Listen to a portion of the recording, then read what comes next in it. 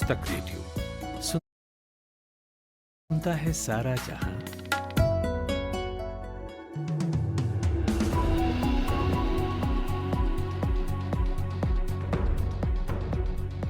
नमस्कार, मेरा नाम सूरज कुमार है और ये दोपहर 1 बजे का 5 मिनट पॉडकास्ट है। प्रधानमंत्री नरेंद्र मोदी आज सुबह रायपुर पहुंचे और साइंस कॉलेज ग्राउंड से 7,000 करोड़ की परियोजना का उद्घाटन शिलान्यास किया। प्रधानमंत्री के साथ मंच पर राज्य के मुख्यमंत्री भूपेश बघेल, केंद्रीय मंत्री नितिन गडकरी, मनसुख मांडविया भी मौजूद थे। मौसम विभाग अगले 24 घंटे में बिहार और तेलंगाना को छोड़कर देश के सभी राज्यों में तेज बारिश का अलर्ट जारी किया है। जम्मू कश्मीर में भारी बारिश और खराब मौसम के चलते अमरनाथ की यात्रा रोक दी गई है। उत्तराखंड के चमोली में पहाड़ों से पत्थर गिरने के चलते बद्रीनाथ हाईवे भी बंद है। पिछले 10 दिनों में ये हाईवे चौथी बार बंद हुआ है।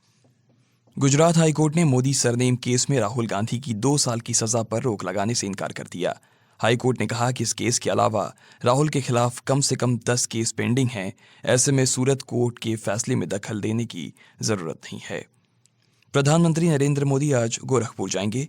यहां वो गीता प्रेस के शताब्दी वर्ष समारोह में शामिल होंगे।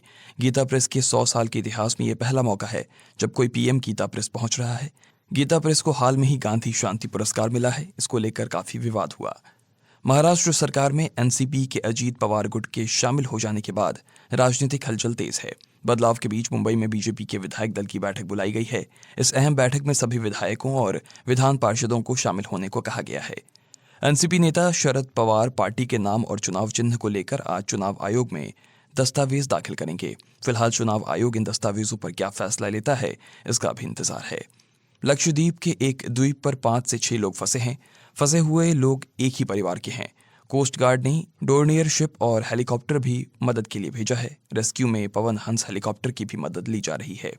केंद्रीय मंत्री ज्योतिरादित्य सिंधिया को सुप्रीम कोर्ट से बड़ी राहत मिली है। सिंधिया के राज्यसभा निर्वाचन को चुनौती देने वाली याचिका पर सुप्रीम कोर्ट ने सुनवाई करने से इनकार कर दिया।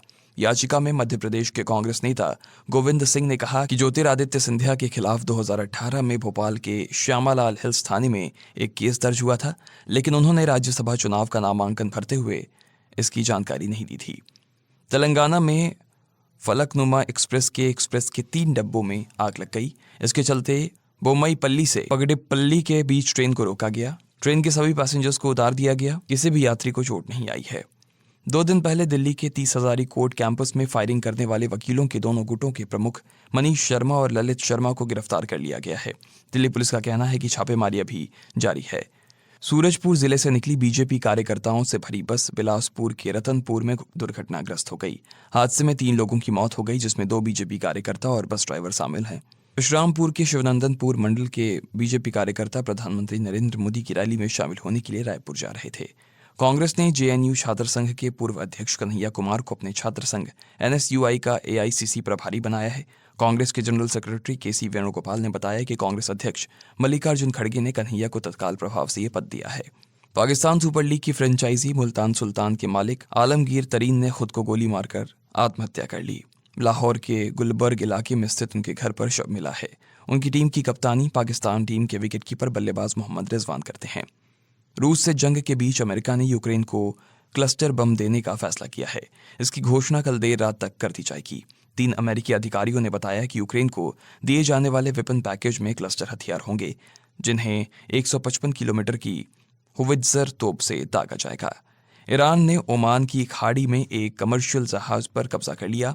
अमेरिका की नेवी के प्रवक्ता के मुताबिक जहाज के तस्करी में शामिल होने की आशंका है। उन्होंने बताया कि नेवी ने पूरे घटनाक्रम को मॉनिटर करने के बाद कोई एक्शन नहीं लेने का फैसला किया है।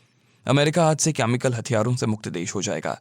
अमेरिका ने 70 सालों तक केमिकल हथियारों का जखीरा स्टोर किया था। इन्हें खत्म करने की प्रोसेस आज पूरी हो जाएगी। अमेरिका को ये खतरनाक हथियार खत्म करने में दशकों लगे हैं। कनाडा के प्रधानमंत्री जस्टिन ट्रूडो ने भारत के इन आरोपों को गलत बताया है कि उनकी सरकार आतंकवाद पर नर्म रुख अपना रही है। अपनी सरकार का बचाव करते हुए ट्रूडो ने कहा कि कनाडा में अलग अलग विचारधारा वाले लोग रहते हैं और यहाँ हर किसी को अपनी बात कहने का हक है।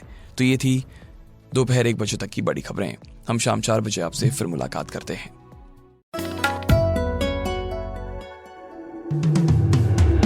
नमस्कार, मेरा नाम साक्षी सिंघल है और ये दोपहर 1 बजे का 5 मिनट पॉडकास्ट है। दिल्ली में यमुना नदी के जलस्तर बढ़ने से वजीराबाद, चंद्रवाल और ओखला वाटर ट्रीटमेंट प्लांट बंद करने पड़ रहे हैं और इससे कुछ इलाकों में पानी की परेशानी होगी। मुख्यमंत्री अरविंद केजरीवाल ने इस बारे में खुद ट्वीट करके सूचित किया, जैसे ही यमुना का पानी कम होगा इन्हें जल्द से जल्द चालू करने की कोशिश करेंगे। इस बीच सीएम खुद भी वजीराबाद वाटर ट्रीटमेंट प्लांट पहुंचे हैं। दिल्ली में जिन रास्तों पर पानी भरा है उनमें GT Karnal road, ITO, Kashmiri gate, Nigam Bodh Ghat road, पुराना लोहे वाला पुल जैसी जगहें शामिल हैं। मुख्यमंत्री अरविंद केजरीवाल ने लोगों से इन रास्तों पर न जाने की अपील की है। केंद्र ने बुधवार को सुप्रीम कोर्ट के जज के रूप में जस्टिस उज्जवल भुइया और एसवी भट्टी की नियुक्ति की अधिसूचना जारी की है। इसमें दोनों को सुप्रीम कोर्ट का जज बनाया गया है। सुप्रीम कोर्ट कलेजियम ने पिछले हफ्ते अपनी पदोन्नति की सिफारिश की थी। बॉम्बे हाई कोर्ट ने ईडी के मनी लॉन्ड्रिंग केस में एनसीपी नेता और महाराष्ट्र के पूर्व मंत्री नवाब मलिक को मेडिकल आधार पर जमानत देने से इनकार कर दिया है। जस्टिस अनुजा प्रभुदेसाई ने यह ऑर्डर दिया। कोर्ट अब 2 हफ्ते के बाद उनकी जमानत याचिका पर मेरिट के आधार पर सुनवाई करेगी।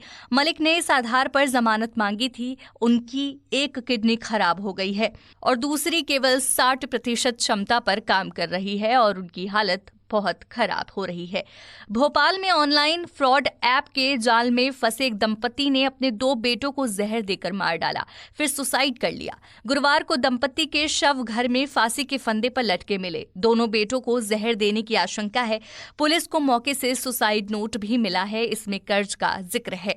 मणिपुर में मैतेई और कुकी समुदाय के बीच जारी हिंसा के मामले पर भारत पर अंतर्राष्ट्रीय दबाव के संकेत मिले हैं।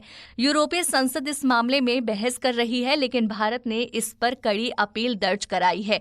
भारत ने इसे अपना आंतरिक मामला बताते हुए यूरोपीय संसद की मणिपुर हिंसा पर अर्जेंट डिबेट की योजना को खारिज किया है।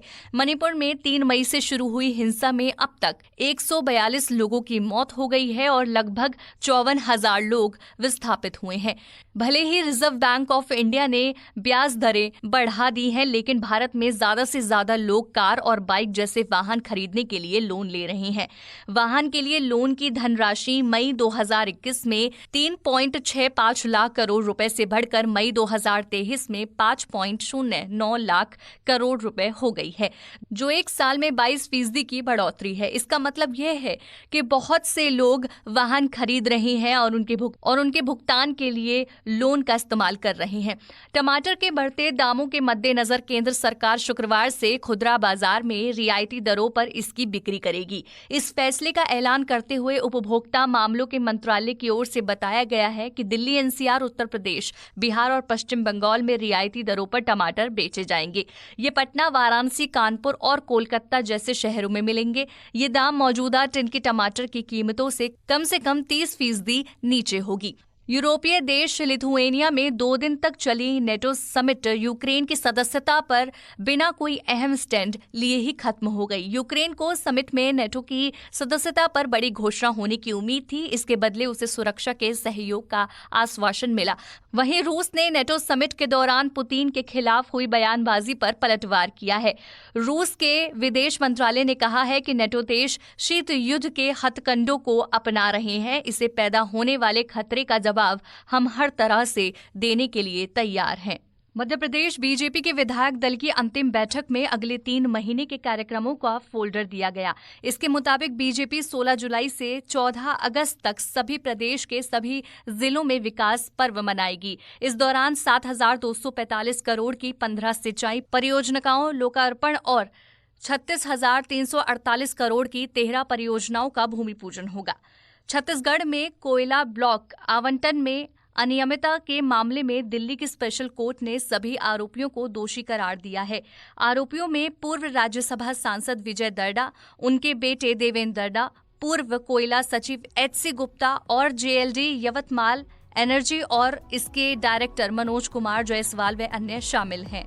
तो ये दोपहर 1 बजे तक की बड़ी खबरें। हम शाम 4 बजे आपसे फिर मुलाकात करते हैं।